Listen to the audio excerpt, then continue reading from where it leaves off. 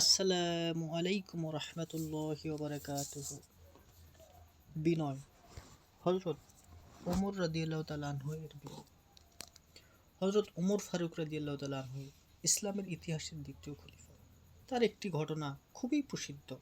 তিনি সিরিয়া সফরকালে সাওয়ারিতা হরণ, পালা, গোলাম এবং নিজের মাঝে এমনভাবে বন্টন করলেন যে যখন তিনি আহরণ করতেন তখন গোলাম উটের নাকের রশি ধরে টেনে নিত, আর গোলাম যখন আহরণ করত তখন তিনি নিজেই সাওয়ারির রশি ধরে টেনে নিতেন।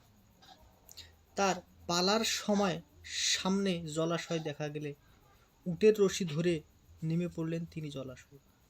বামে বগলে দাবিয়ে নিলেন জুতা।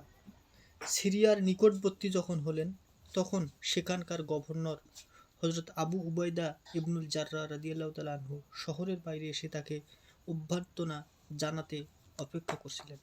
ঘটনাচক্রে বর্ণনা অনুযায়ী গোলাম তখন আরোহী ছিল, আর হজরত ওমর রাদিয়াল্লাহু তাআলা আনহু এর কাছে ছিল লাগাম।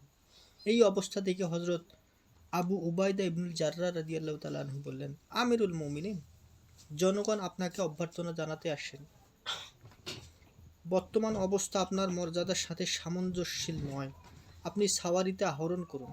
হজরত ওমর রাদিয়াল্লাহু তাআলা আনহু তখন বললেন, আল্লাহ পাক আমাদেরকে ইসলামের মাধ্যমে সম্মানিত করেছেন, অতএব মানুষ যা ইচ্ছা তাই বলুক, এতে কোনো কিছুই যায় আসে না।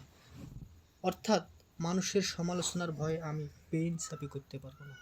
এটাই ছিল তাদের ঈমান, এটাই ছিল তাদের